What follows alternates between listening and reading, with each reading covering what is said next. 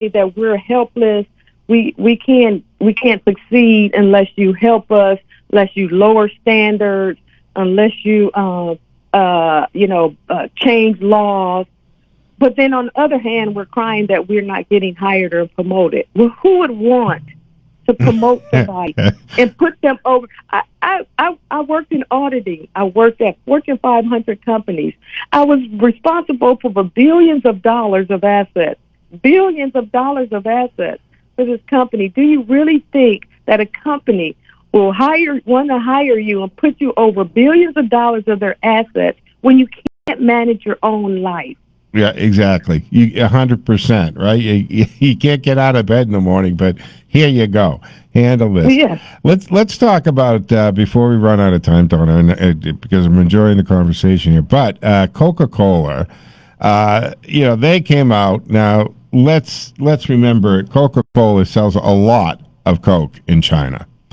China that doesn't even have elections in some places, right? The human rights is horrible. They actually have concentration camps with the Uyghurs and organ harvesting. I mean, they have the worst rights in human rights and behavior in the world, but they take this issue, but they're kind of backtracking it, right? They got to walk this back a little bit. What's going on there? Well, not just the Coca-Cola.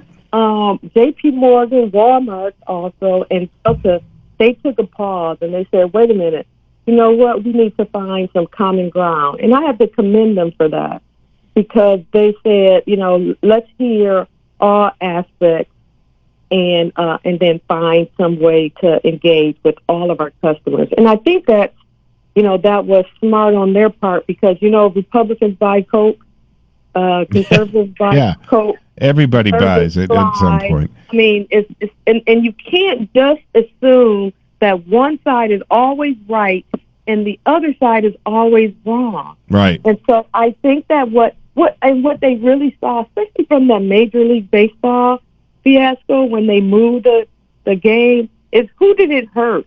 It hurt Black Americans, because Atlanta is a largely minority community.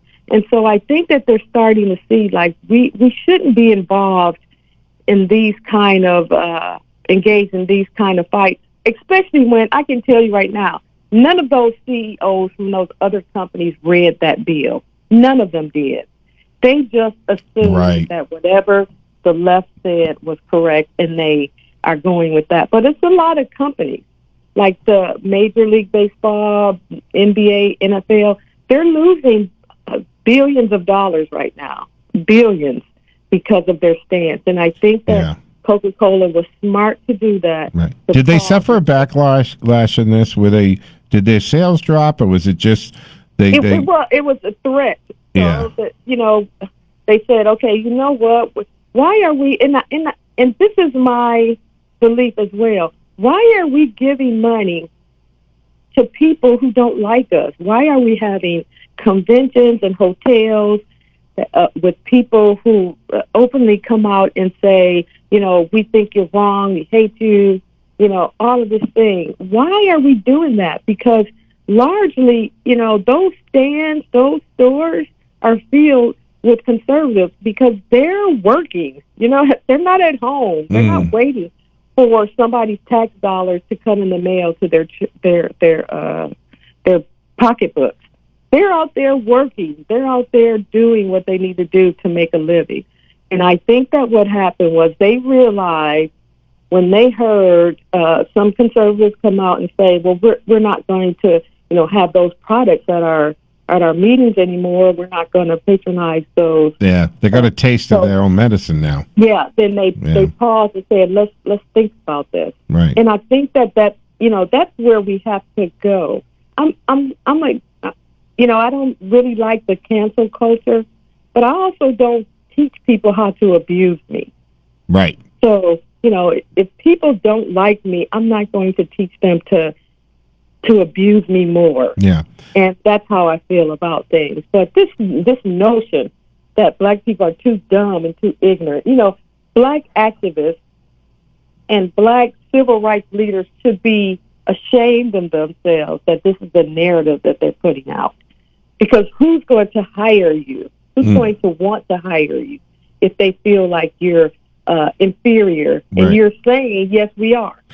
Right. And whether I think that the left has just always used this, and I wonder, did they stop? Have they stopped to say, this? We actually are perpetuating this racist attitude by these policies because that's what we're saying, and we're dividing America. And I know that they want division. They want us to be at each other's throats because that allows them to do or to further their agenda. Unfortunately, we're out of time because I got a break. And I just realized that, and that's too bad because I think I'd like to go where this is taking us, Donna. So let me ask you this: will you come back and join us again? Yes, I will. All right, awesome. Because this is a conversation we really should be having more of. People need to think about the narratives that are going out there. There's a few people who want jobs that you have, these liberal activists, and then they don't care if they have to destroy the whole community to stay in that position. Donna, I'm against the hard break. Thank you so much. We'll get in touch with you, and we'll have you back on again. Appreciate it so much. Donna Jackson, guys, from Project 21. Take a break here. I'm Joe Mangiacotti from the Box Shop Middlesex Mattress Outlet Studios.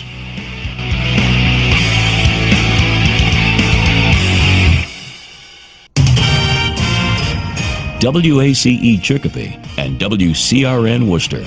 7 o'clock. Hey folks, Joe Mangiacotti from the Joe Mangiacotti Show on AM 830 WCRN. Reminding you, talk radio is the immune system to the partisan, bias, political rhetoric attacking us on a daily basis. Get inoculated. The Joe Mangiacotti Show is your vaccine. Join me weekend mornings, 6 to 8. I want to tell you what Cantiani Insurance has been able to do for me and Teddy. We stopped in to see Paul Sr. and the great staff at 318 Plantation Street. They've been handling my car and business insurance for years. Teddy was making his way around the office, and they let me know. They now offer pet insurance. For a fraction of what one visit to the vet was for Teddy, they could cover him for a whole year. I know you treat your furry family members like any other family member, and as well as I do Teddy. The professional staff at Cantiani's has been providing courteous service for over 40 years, with integrity and personalized service, making sure that your insurance actually protects you and your family. With 2 locations, the 318 Plantation Street in Worcester and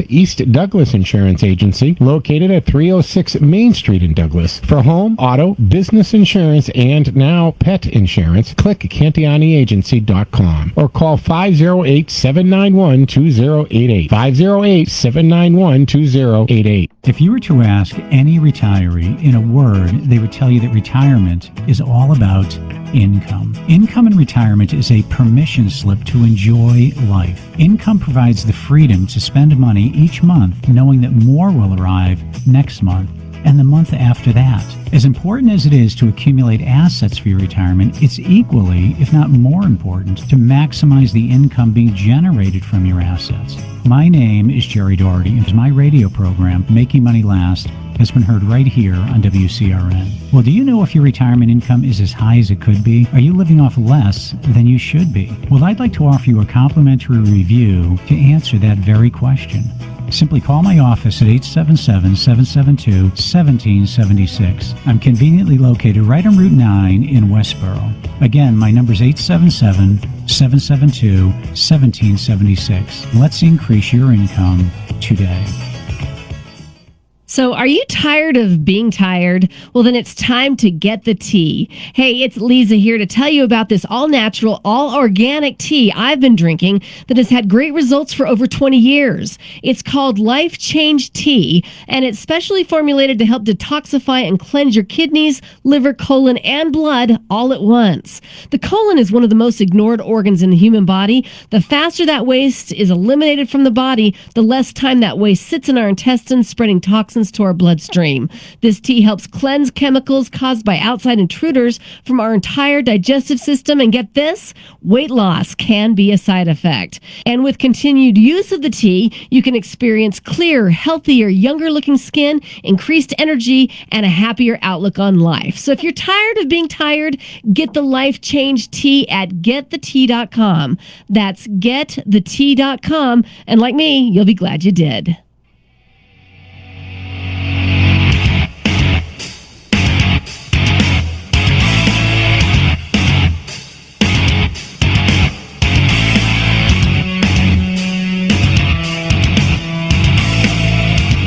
All right, folks, welcome back to the second hour of the Sunday edition of the Joe Mangiacotti Show from the Box Drop Middlesex Mattress Outlet Studios. And don't forget, we're live streaming on the TuneIn app. We're also streaming on my Facebook page, Joe Mangi Show, MANGI. All of our social media platforms can be found at that Joe Mangi Show. 508-871-7000 to join the conversation. That's 508-871-7000. Don't forget, we do have our text line operating at 617-297-8388. Some of those texts that come in, I can't repeat on the air, folks, and some of them are just jokes or funny observations. Thank you for those. That's fine. So we're going to be joined shortly by Horace Cooper, also from Project 21, and we're going to talk about media bias.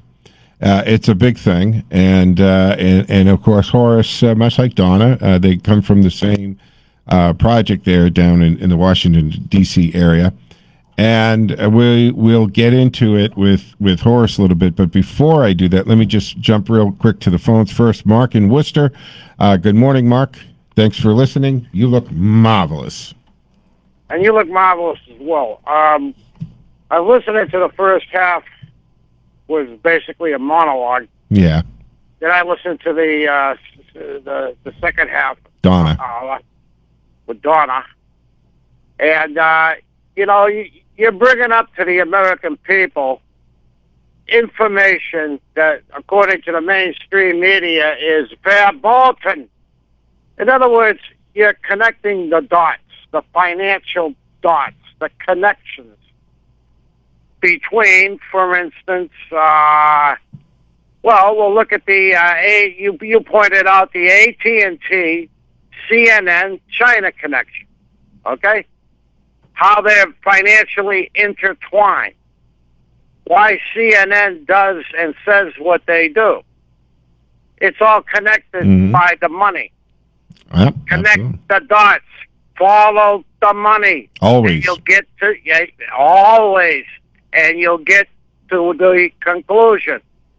Then you get another connection: Comcast, and NBC, and MSNBC, and the China connection.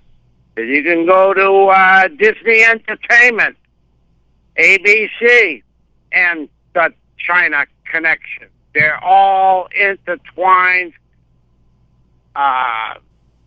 like a piece of rope.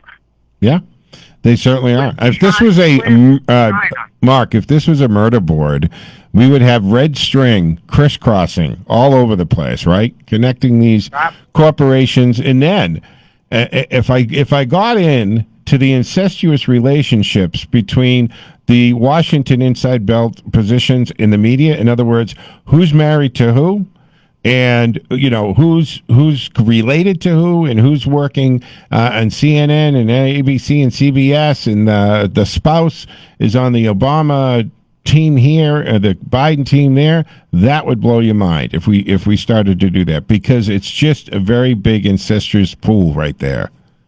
But all the red lines lead back to one focal point, and that's communist China. Mm-hmm. All you get these shows on CNN. They're not news people. They're paid shows. MSNBC, same thing. Right. ABC, same thing. Right. These people are all paid shows, and indirectly, they're being paid by money that the parent corporation is obtaining from the People's Republic of China. All the dots lead back there. But you can't say that to the American people because they can't think out of the box. Yeah.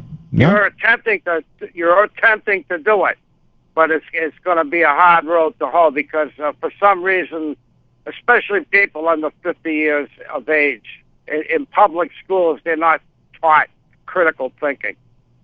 Okay? This is true. And they're so subjected to propagandized that they just can't think out of the box.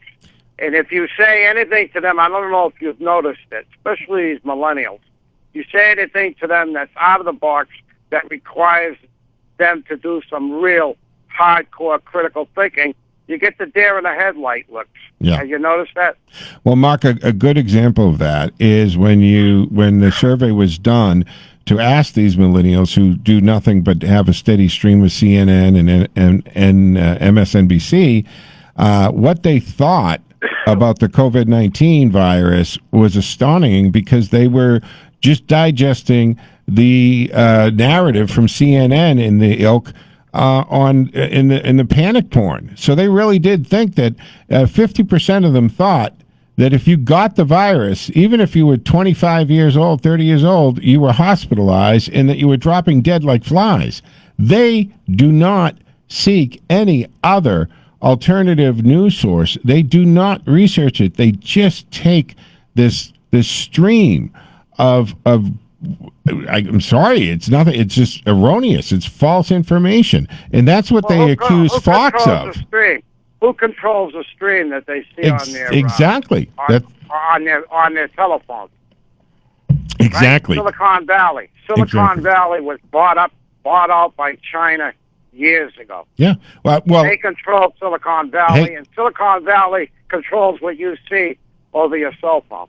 Hey, you said, you've obviously been listening since 6 o'clock. You heard the audio from the Jamoke at CNN, Charlie Chester, that Project Veritas got on tape and saying, hey, we control, we got this message out about COVID-19. We scared the bejesus out of everybody. And we got, our goal was not to get Trump out of office. You know what they're going to do now? They said they're going to pivot.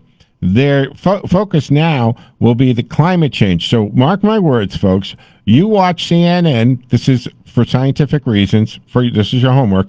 And watch what they do now. Over the next 6 months to a year, you're going to hear all this bull about climate change and green, because that's their next objective, is to further that agenda. You know where Jean-Francois Carré, we know where he was for the last 3 days.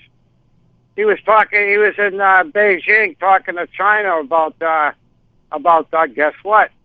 Climate change. Yeah. As he flies, and he has a carbon footprint 1,000 times bigger than any one of us will ever have. Hey, I'm sorry, Horace Cooper's waiting. I got to go, Mark. Thank you for the line. Ken, if you can either hold or call back after the break here, because Horace is been waiting on the line. All right, folks, so let me invite into the conversation an old friend of the show. Horace Cooper joins us again. He is Senior Fellow at the National Center for Public Policy Research, co-chairman of Project 21 National Advisory Board, and, of course, a legal commentator. And, geez, Horace, first of all, good morning. Welcome back to the show. Great to have you on again.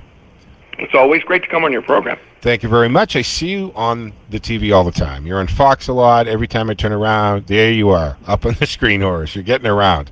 Well, there is a lot of need for a conversation where people can tell people the truth. Our government operates under an experiment called self-government, and that requires people to have the information that they need. Unfortunately, too many of the mainstream media sources are not interested in giving people the information that they need. I bet you the people that listen to your show come to your show precisely because they're able to get information from your show on the weekend that they can't get Monday through Friday on ABC, NBC, or CBS Evening News. Well, I would say that I wouldn't take that bet, because you're 100% right, and we're told that all the time, Horace. And I got to ask you about this, because I remember coming up, and even in the earlier days in journalism and in this business, the media, which I was so proud to be a part of, especially, as a news anchor in my earlier days, we were there to be the watchdogs, to be that unofficial fourth branch of government, to seek the truth. And now we have Project Veritas releasing that, CNN is taking victory laps because they are taking credit for Trump's non-reelection. Now they're going to focus on climate change. And, I mean, talk about your activist journalists. How do we roll this back, Horace? Well, one of the things and signs that we're seeing is how many Americans are saying they don't trust mainstream media sources. Their approval of the mainstream media sources are at a record and historic low. And you're seeing the tangible results of that, and that's in terms of ratings. When I was a kid in high school, it was thought nothing if, or it was thought not to be unusual if an ABC news program got 10 or 12 million people watching it. That was considered kind of average. If you got 10 or 12 people watching you today, something unbelievably incredible has happened. CNN brags if they get 600,000 or 700,000 people in a nation of 300 million people watching during a given hour. The American people have chosen with their time to select activities and information sources that they place value in, and they choose to tune out those that they don't. Well, it just was released within the last couple of days that CNN's ratings have dropped by half since the inauguration. I mean, how do they stay in business? How do you keep the lights on? Well, this is the thing. It used to be the case that the media said, and I'm not asking anyone to believe the same approach to liberty, limited government, personal responsibility that I have. I'm not asking anyone who happens to be a journalist to hold my views. I'm asking for just accountability and a watchdog role. Ask people who are in power to answer questions, let them explain those questions, and satisfy the American people about them. The irony for me is when you see how much cheerleading there is, it implicitly acknowledges that they don't believe there are good arguments. Now, I'm a person of faith. I believe it's very, very important to me. It's an important part of who I am. What I don't do is make other people around me adopt, agree, or even acknowledge my faith. I try to share it. The media instead does exactly the opposite. They believe things without having to have any evidence, and by that sense, they act on faith, but then they insist that you must also agree.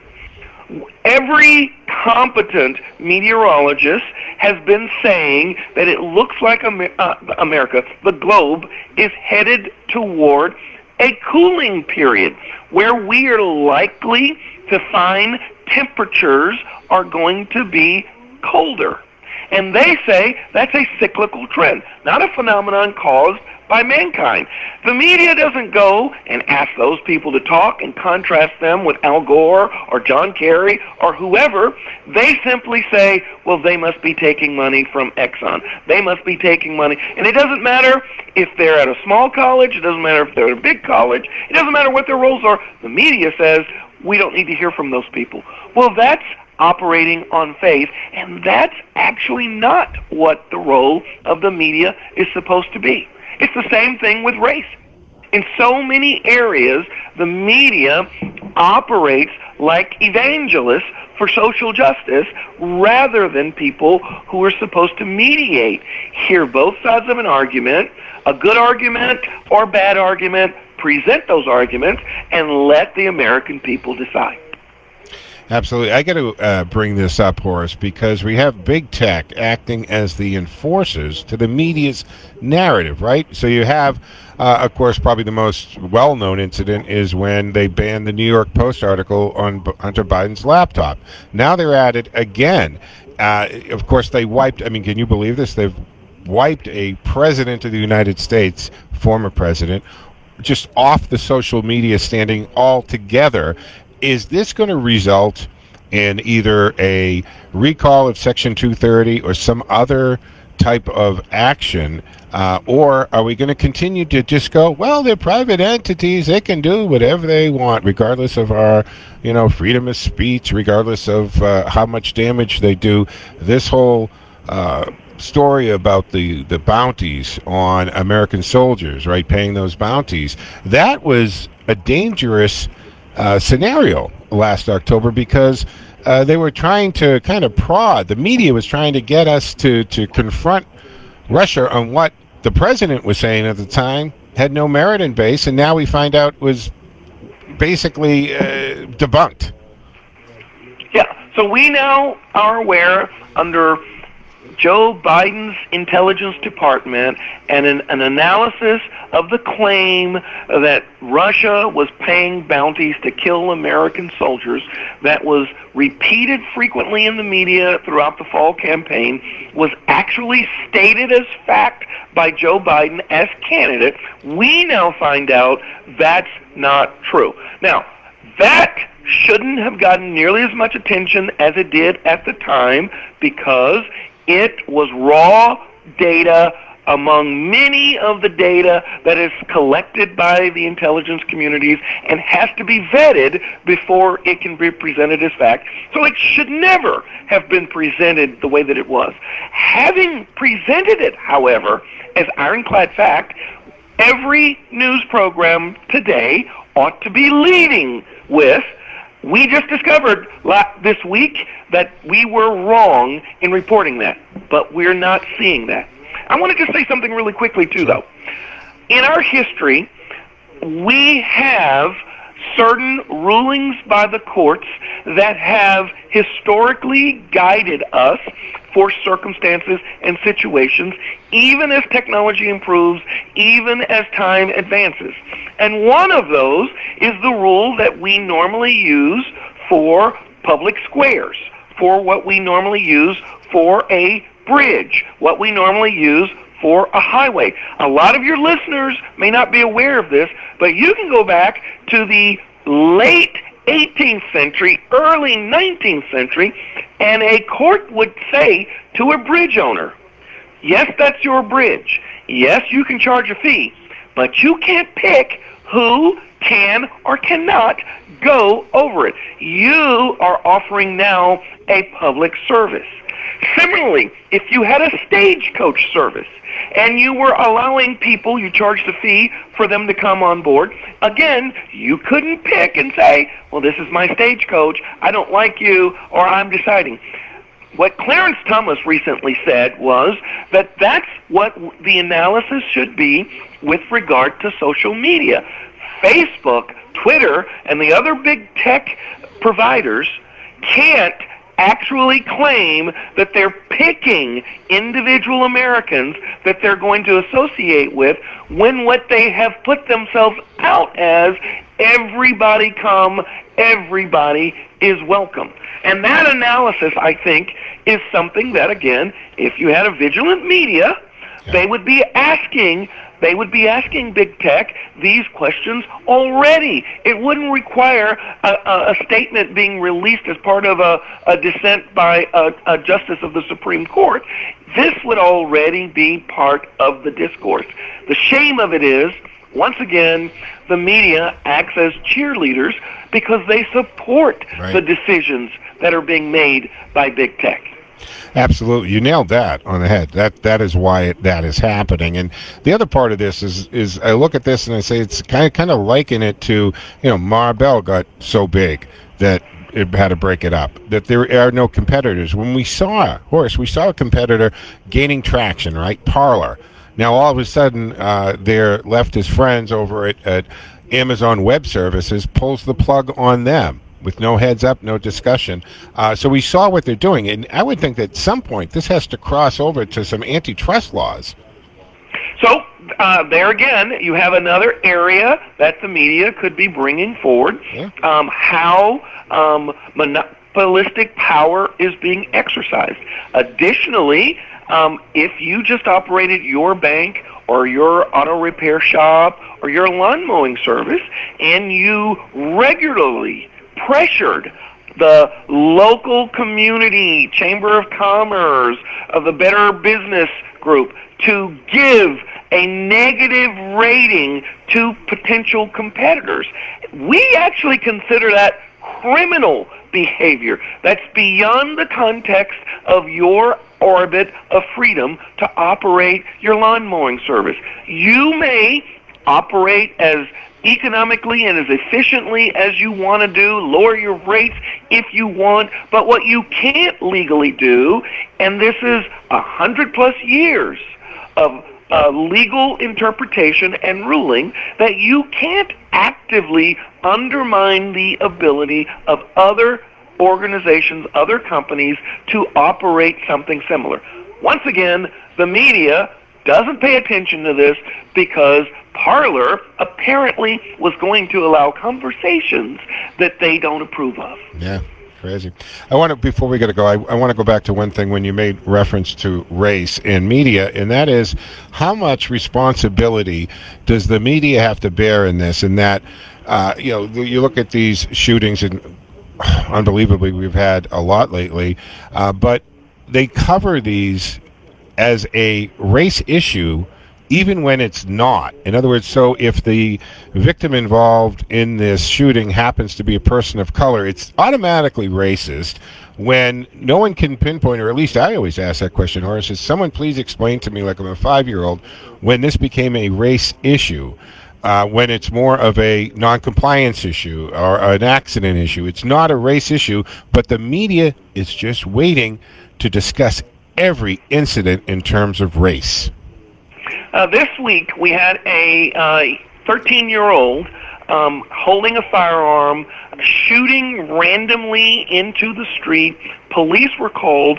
When the police attempted to interfere with this unlawful behavior, the two people, I think one was 29 or 28, but the 13-year-old and the other ran off, and ultimately, before putting the gun down, was shot. Here is my question that the media and AOC and the squad aren't answering.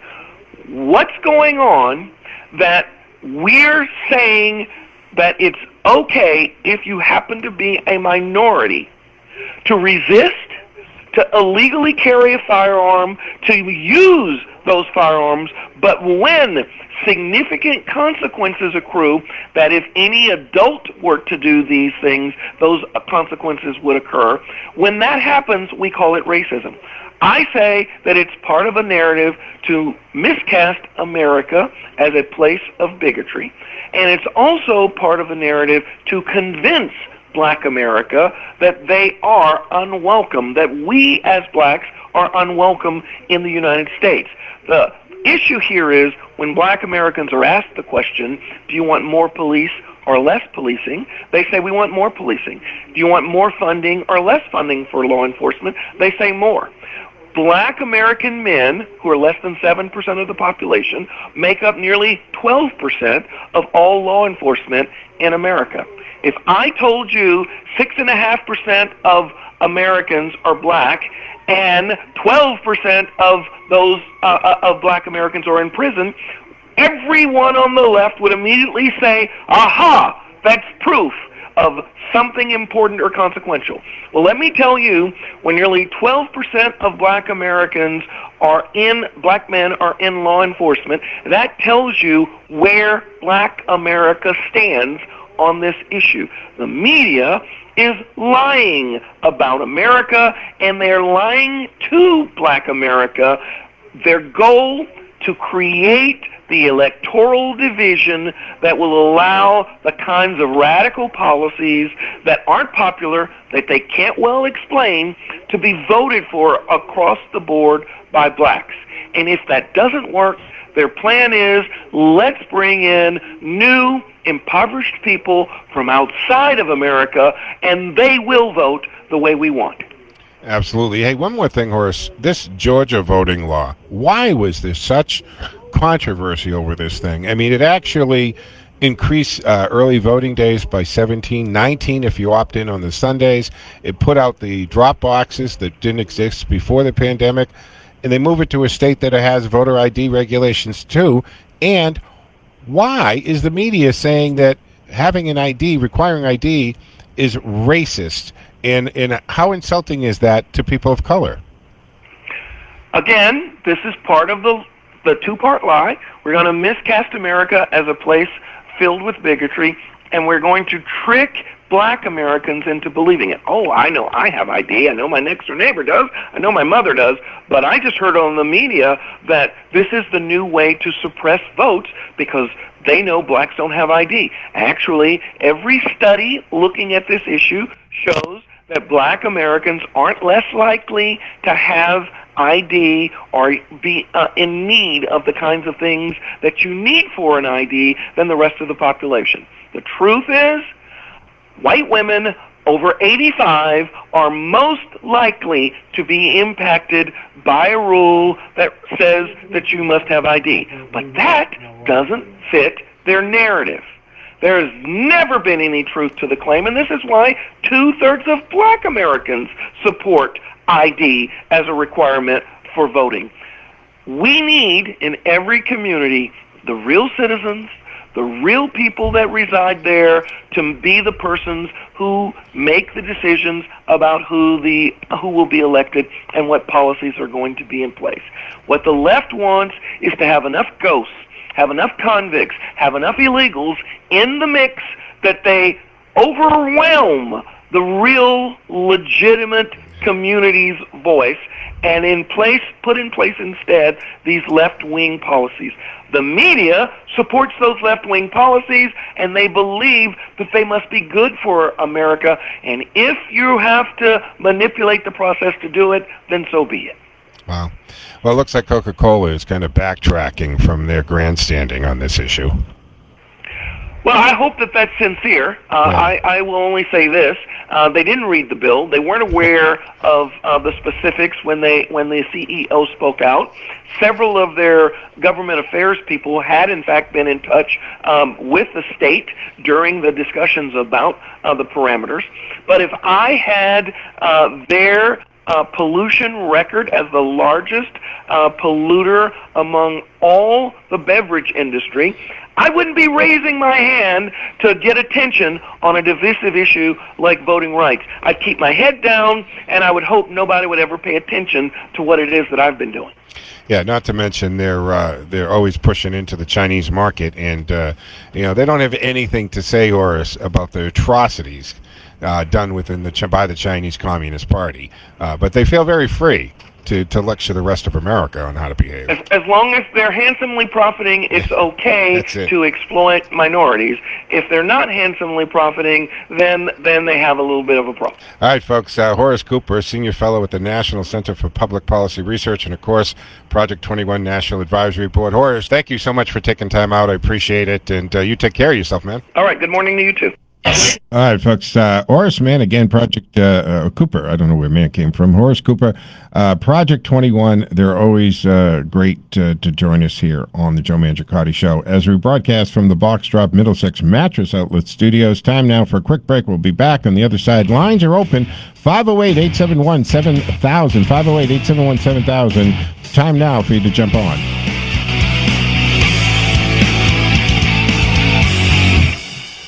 Hey folks, Joe Mangiacotti here, and I have recently purged and refreshed with new furniture and, most importantly, a new bed. We spend about a third of our life on our mattresses, and it's so vital we have the right one, and we don't break the bank to do that. I first bought a mattress from the big store the brothers used to own, and a power base that moved the head and feet, and then I met John, and I checked out his showroom at 50 Main Street in Ashland and online at boxdropmiddlesex.com, and ended up with a better mattress, a power base that also heats and massages, all for less than half of what I was going to spend at the other place. Box Drop is a discount mattress store, and John specializes in clearance and closeouts, and he buys directly from the manufacturer with a low overhead and just family employees, passing the savings on to you, and you can see it reflected in the price every day. Click boxdropmiddlesex.com or call John on his cell. This is his cell number, 508-579-9303. That's 508-579-9303, and you can find John on Facebook at Box Drop Middlesex. John loves referrals, and this is the best referral I've given so far this year. Dropboxmiddlesex.com.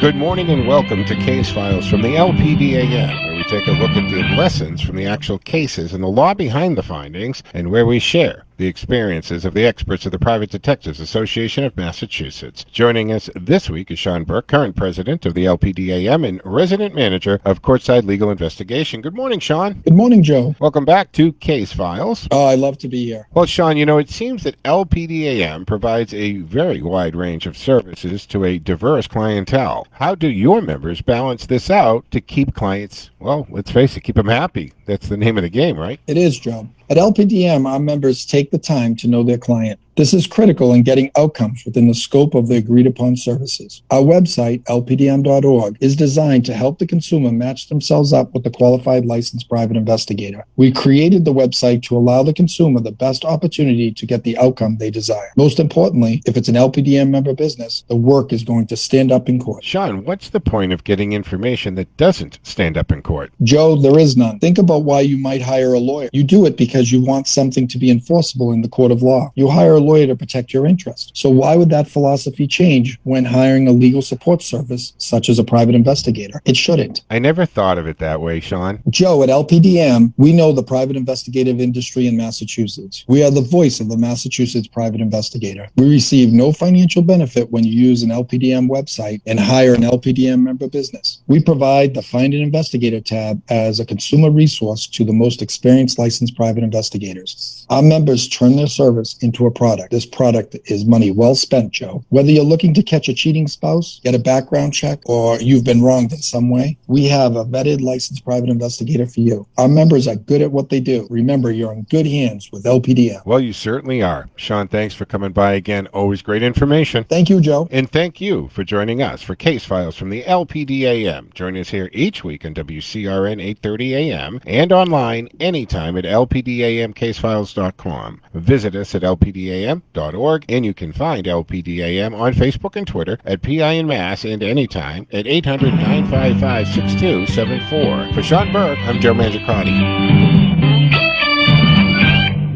To join the conversation, call 508-871-7000. That's 508-871-7000. Now, here's your host, Joe Mangiacotti.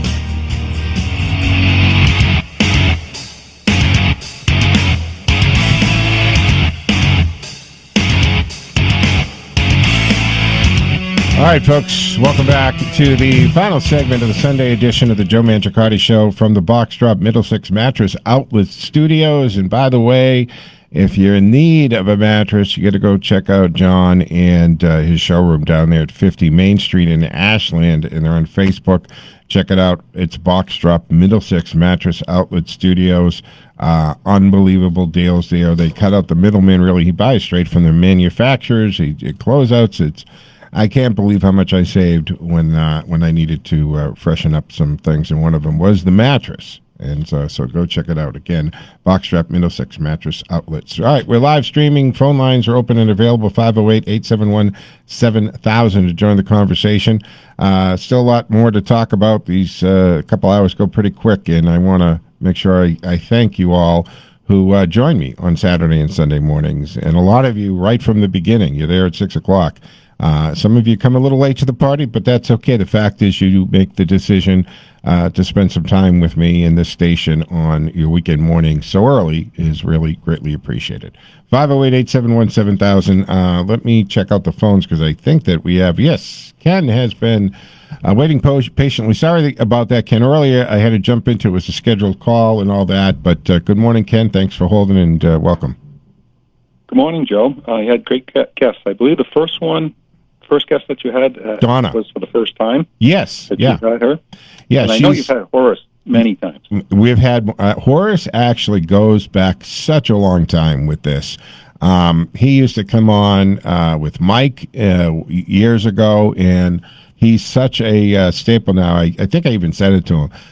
It's like I just see him all the time. Every time I turn around, Horace is up there with somebody talking, and I'm glad that he's such a friend of the show. I like it when he does join us, and he has a good way of cutting to the chase. And time is short to save the nation. So he was talking about probably one of the critical things now to save the nation. Yeah. That is freedom of expression on our airwaves that are being censored.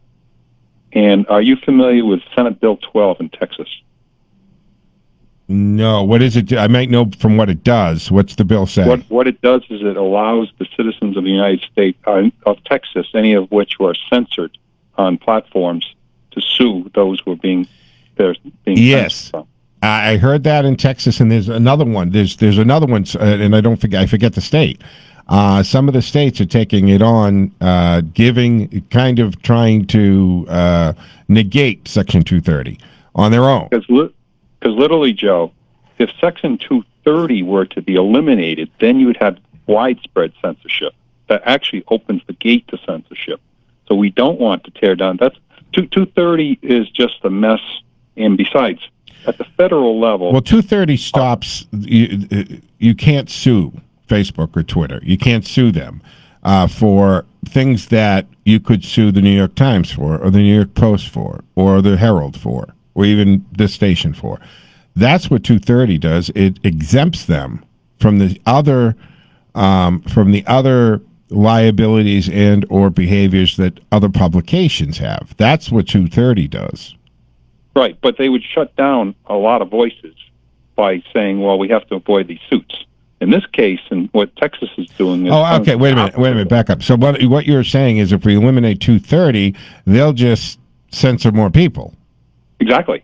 Well, no, see, what 230 is going to do is it's going to force them to become one or the other. Right now, with 230 in place, they have their cake and they get to eat it too. And 230 says, on the pot or off, right? You either declare yourself a platform or you declare yourself a publication. If you're a platform, then you are just a platform. You're a tool. And you're not responsible. People who post on your platform are responsible for what they say, not you. Because you're a roadway, you're a bridge, you're a utility.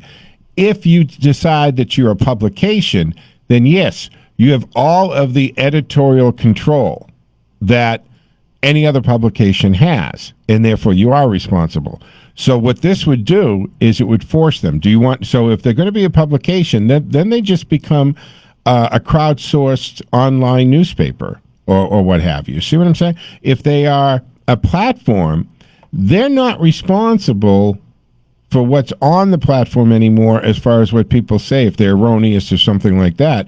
But the individual then has to answer for what they put out there. So that's... But bottom line is 230 is not changing.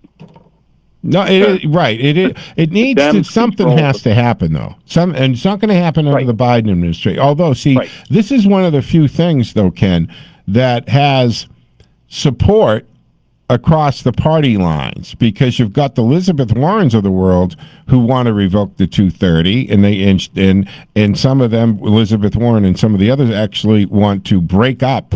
They feel that, Ma Bell type of situations come into play here. They're far too big. And, Elizabeth Warren doesn't like any company being too big and powerful. She thinks she wants to break everything up. So they're facing some changes coming from the Democrats. And then, of course, you got the Republicans who just want them to take the foot off their throats. So you don't know. Something's got to change. Something's going to happen with this. Because, and then now on top of this, Ken, what's happening? Sometime we keep getting teased, right? That Donald Trump is launching something, some kind of platform, some kind of, I don't know what it's going to be. They're clever about teasing it, but they don't tell us. Is it just going to be a website that you can interact on there, or is it going to be his version of Twitter? We don't know. Don't look for Washington, D.C. to save this nation. It's going to have to be the states. Yes. So it's Texas that'll happen. So let me give you on this score. I was listening to Tim Pool last night, and he was like, "Well, wait a minute. I'm going to have to move to Texas then." Mm-hmm. So the voices that will save us will go to where, because what happens with this situation is the state, let's say they pass the law in Texas, then it becomes a conflict between what they've just created for a law and 230. And it's very likely that gets pushed up to the Supreme Court. So ultimately the Supreme Court will say, well, wait a minute, who has the precedence 230 rules or the new law in Texas. And ultimately, as Horace was describing, it's, hey, people in Texas have the right to regulate what's the equivalent of their roads and the ability to pass into their roads. And if that wins out, then we'll have a big win in the future. I mean, literally, we're hanging. We're in a situation like George Washington was in crossing the Delaware. He was trying desperately to create a nation. We're trying desperately to save it. Yeah. Literally. And actually, Ken, while we're talking, do you remember, because it just crossed my mind, I think it was Oregon, when they got so many, I guess, requests from people to the local cable providers to stop they cancel the ability for some of these, like Facebook, to be on my computer, that they actually canceled and stopped Facebook. You had to call up and ask them to let the Facebook URL come into them. So we have some pushback, and we have states who are seeing that they need to do something. And you're 100% that it's going to be the states coming together to save it, because the fight going on right now, right? They're trying to, HR 1 would nationalize the elections. I don't know if you caught in Thursday, I talked about it on Political Thursday a little bit. I think I touched it yesterday, is this whole, we went from defund the police now to abolish the police. And you have to say, why did we quickly turn so quickly to this, get rid of the police? And then it's like, okay, wait a minute. The police, I'm talking about our local police department, sheriff's departments, things like that, they're still controlled entirely locally, right? It's the mayors and the city councils who hire police chiefs, and the police chief hires the local police department, and these people are from the neighborhood, and there's still all the control for our policing agencies are done not just state level, but actually community level. And these people are not apt to blindly follow Washington. And we know this because we have chefs coming out and we have police chiefs coming out. What have they said, Ken? I'm not going to go harass my citizens here about wearing a mask. I'm not going to arrest anybody if they don't wear a mask, and I'm not going to disarm anyone. I'm not going to go collect guns. Well, Washington doesn't like that.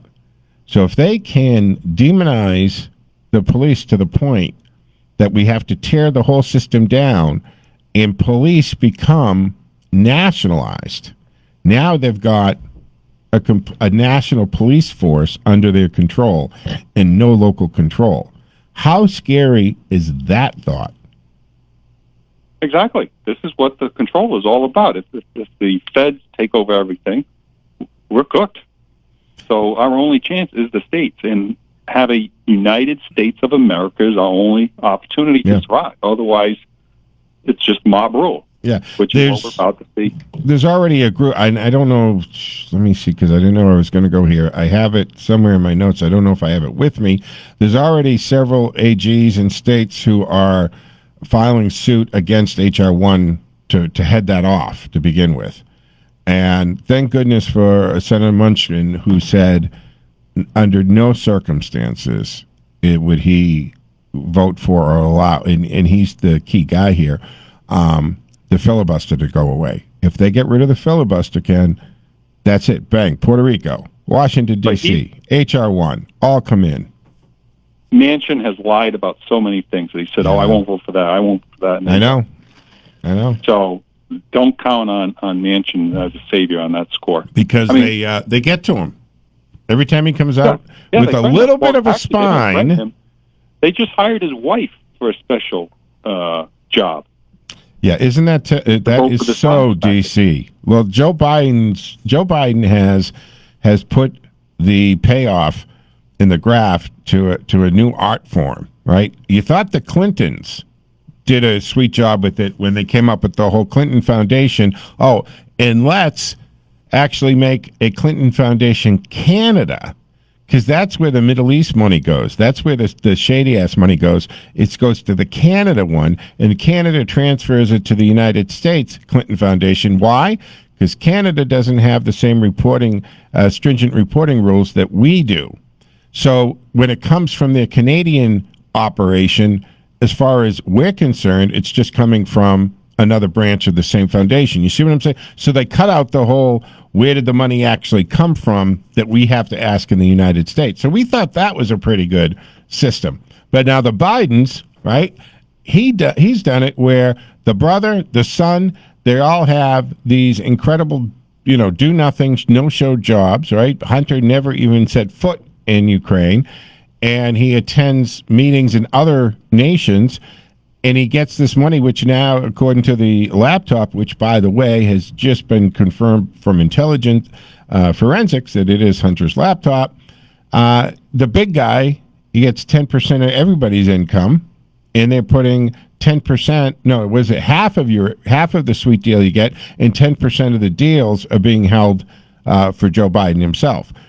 So he's gone that way. So now we watch, every time we turn around, even Mitch McConnell's wife has a sweet job. They all do. This is what they do. All the spouses get well-paid jobs with wonderful benefits and that they never can get fired from. So in essence, they're no-show jobs, Ken. Yes, we have to make leftist corruption as dangerous as racism is on the other side. Yeah, well, that's a good point. And that doesn't, and like racism, it has no, it doesn't care who you are, in the sense that corruption in these grafts and these schemes and the hiring the spouses, they're doing it on both sides. So there are going to be Republicans that get wrapped, and that's fine, because corruption is corruption. I don't care what party you're a member of. I don't think law should be practiced based on who you are and what you know, or who you know, I should say. It is what it is. We have two justice systems, right? We've seen this, Ken. We witnessed it. One set of rules for the Hillary Clintons and Joe Bidens and Hunter Bidens of the world, and another for Donald Trump and Don Jr. and Eric. Different rules for different people. That goes against the grain of American citizens. It's just not something that we can sit for. We can't. We have to revolt against this. Did you also follow what happened in Brooklyn Center this week? And I'm speaking to the authorities in the city. Well, are you talking about the chief and the city manager getting fired? Exactly. Yeah, I got to tell you, Ken, I watched in real time what was on that press conference. First of all, the what's his name, Lewis, whatever, the Jamoke mayor that comes out, right, for 2 days. He's coming out, and I know this is petty, folks, but he's wearing the baseball cap and I'm like, what are you? This is a very serious moment here, very serious, and you look like Dennis the Menace. You got a baseball cap on, no tie, coming out. You look like you're 12 years old to begin with. Don't wear a baseball cap when you're talking about dead citizens and police, firings. Finally, he took the cap off 3 days into it. The city manager does an eloquent explanation as to due process, and that everybody who's an employee of this community and this municipality has rights and due process, and we will practice those. They ask him a question. He says, well, if I answer that question, it kind of just blows the whole thing I explained to you about due process out of the water. So he gets fired for not jumping on. That group that was in there, Ken, they weren't journalists. Those were activists in there. They got in there under the guise of journalism, right? Alternative type journalism. I don't know what they were. But listen to their questions. No journalist would have behaved that way. They're calling for, they sounded like activists.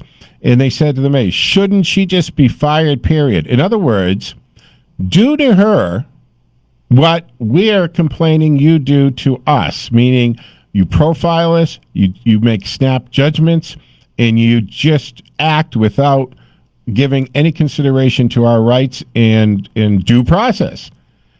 But we want you to do that to her. Just fire her based on what you know. And even the chief, who later got fired, right? Because he corrected because he said something about, well, in the riot last night, and somebody yelled, "It wasn't a riot," right? It wasn't a riot.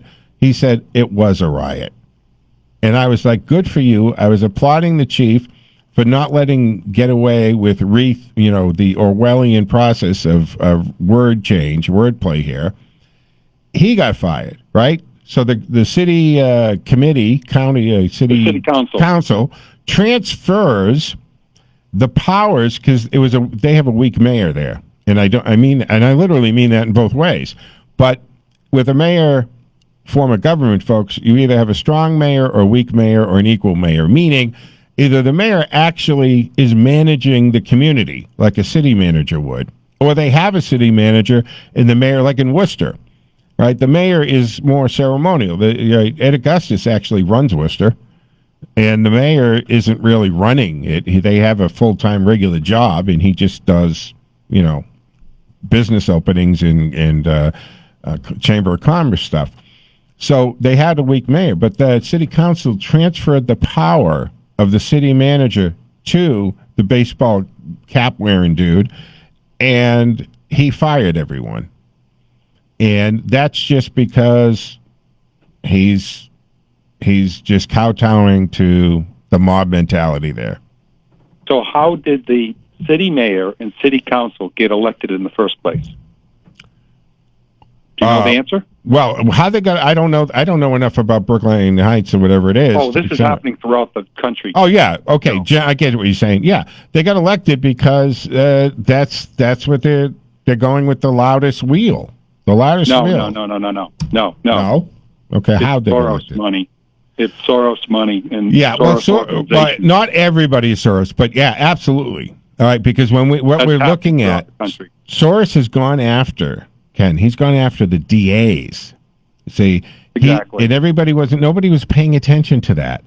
But he decided to get DAs elected because if he has these DAs, first of all, they're of the same philosophy as he is. Plus, that's where they got their money. So they're going to, kind of take their orders from him or his representatives. That guy's like in his 90s, right? I mean, how much longer can he hold on? I don't think he's still not allowed to go to England, right? Didn't he? He shorted the... But his money has massive influence. What do you think Rachel Rollins is all about? Yep. She's the same one. Yep. And that's what he Presley got some of her money from... But this was started... He started this, folks, this isn't just happening, all right? This has been a long-term plan, all right? Soros has been putting money into certain races and getting certain people elected. I mean, you could equate this to the Chinese, putting a spy onto Eric Swalwell. And don't think that Eric Swalwell is the only politician in the country that they've been working and grooming. Well, Soros started doing this a long time ago. He decided he had picked key races and key positions to get the progressive left candidates into those positions a long time ago because he needed them in place for today. And he's going to, and where do other things come from, right? DAs run for AGs, and they run for governors and senators from those launching pads. What do you think is going to happen in the state of New York? It's the same thing.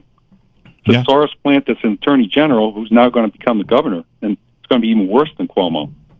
They're creating termites to destroy our nation and the justice system.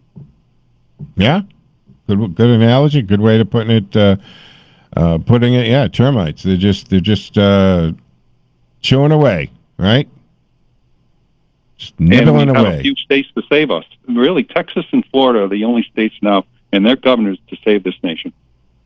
Wow.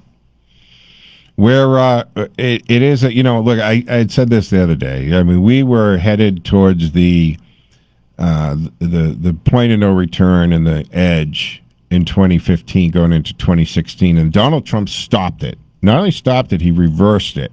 He did a lot of things to turn things around, and people, when people are honest about it, and hopefully the history books will be, you'll see what I'm talking about.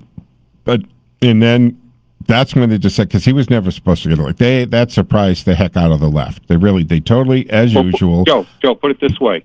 What did he do? They were building up in corruption. He tore off their mask, and now with the mask off, they're pedal to the metal, destroy it now. So literally the idea that so it boomerang back with a vengeance. The other way. They're not going to allow the pendulum to swing back because they're going to take a sledgehammer to the fulcrum of the pendulum. Yeah. Good analogy, because they're not going to let it, and that's what all this stuff is about, folks. That's what HR 1 is all about. That's what all these changes to the election laws. That's what it's all about, to make sure that a Donald Trump, or even a watered down Donald Trump, ever gets elected. They don't even want a Republican. Joe Biden said it. He this is what's going. He said to the answered in one of those press things. What did he say? I don't even know if there'll be a Republican Party. Right. 24. Right. Because that's the plan. He just gave us a glimpse behind the curtain here. That's the plan. And it's been a plan ever since the 2016 election, when they said, we don't know how this happened. How it happened is they just cannot put themselves in the mind of an average American citizen. They just, because we're too stupid and we're flyover country and all of that goes with it. And it couldn't possibly be that we're smart enough to see that Hillary Clinton was the worst possible candidate that you could have put forward, in that she's a criminal at best. So they just don't get it, right? It had to be corruption, had to be everything else. But I'm against the clock. Ken, thank you so much for the call. Always a wonderful call, folks. Thank you for joining us for the Sunday edition of the Joe Mangiacotti Show. Stick with us here on AM 830 WCRN. I'll see you Thursday morning at 10 o'clock for Political Thursday. I'm Joe Mangiacotti from the Box Drop Middlesex Mattress Outlet Studios. Enjoy the rest of your day.